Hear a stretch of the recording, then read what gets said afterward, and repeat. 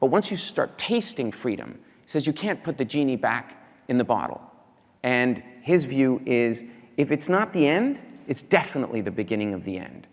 Being in Miami is, for us, we feel extremely welcome. And in fact, in a few moments, I'm going to welcome both the Republican and the Democrat mayors of both Miami and Miami Beach, respectively, because we believe that the struggle against authoritarianism worldwide is one that should include people from across the political and ideological spectrum. We have no affiliations in that sense from our office.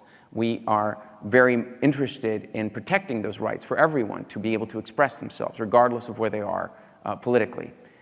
The fact of being in Miami is also interesting because Miami is a city that is so central to the discussion about what's going on in the longest running totalitarian system in this hemisphere. And of course, I'm speaking about the family dictatorship of the Castros in Cuba.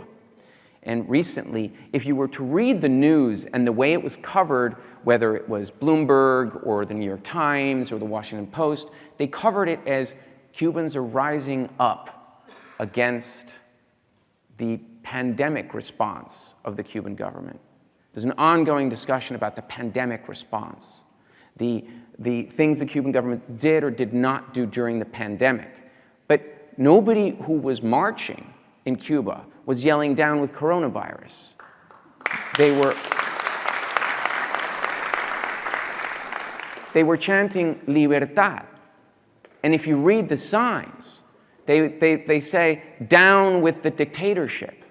You know, in speaking with a Cuban political prisoner who spent 22 years in a Cuban prison, we were having this discussion a few days ago, and he was telling me, once you've tasted that, and most of those people marching were born into a dictatorship, so they've never actually tasted freedom. Those who've been lucky enough to be able to exit Cuba since Cuba started allowing international travel have been able to taste it as well. But once you start tasting freedom, he says you can't put the genie back in the bottle. And his view is, if it's not the end, it's definitely the beginning of the end.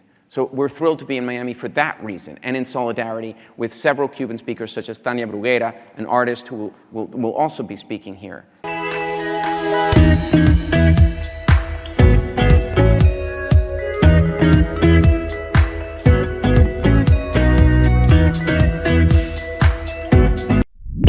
Síguenos en Telegram. La realidad cubana y del mundo, sin censura, también en Telegram.